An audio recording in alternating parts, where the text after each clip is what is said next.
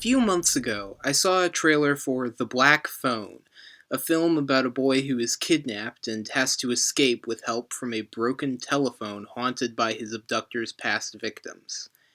In this trailer, we are shown a girl with clairvoyant dreams, heroes reaching out from beyond the grave, and a costumed killer. Though this isn't a superhero movie, it has elements right out of the superhero genre.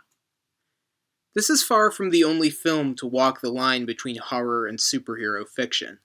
In fact, there are plenty of them. The Craft, while more a story of peer pressure and high school angst than of capes and tights, does end with a battle between good and evil witches.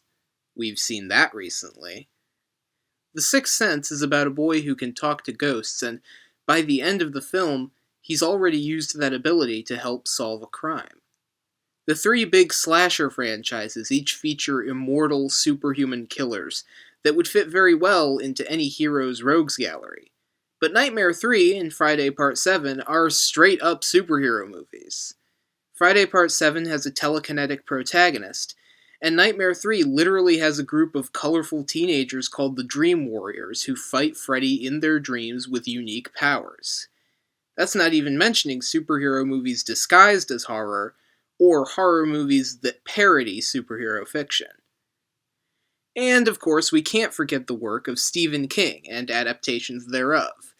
Carrie, The Dead Zone, Firestarter, The Green Mile, and the Dan Torrance duology all have superpowered characters who are either heroic, or had the potential to be heroic under better circumstances.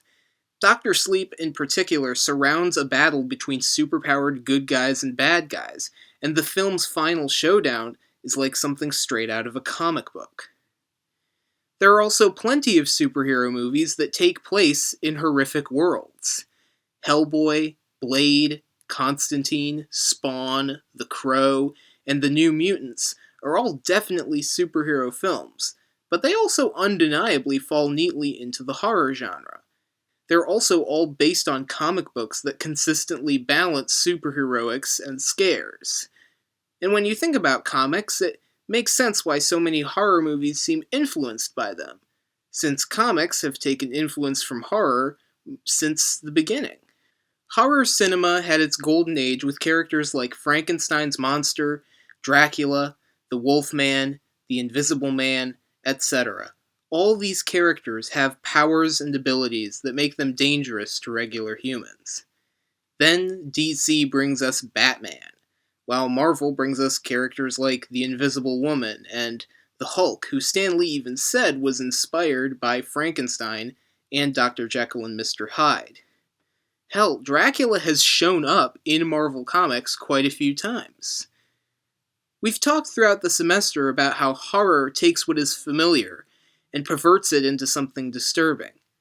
Early superhero comics seemingly took the exact opposite approach. They took the disturbing and made it familiar. Suddenly, the monsters were on our side. It only makes sense that when superheroes became familiar enough, that the pendulum would swing back.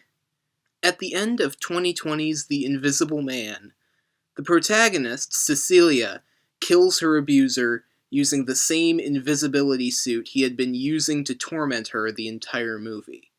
When she leaves his house, we see she still has the suit with her. That scene has always stuck with me.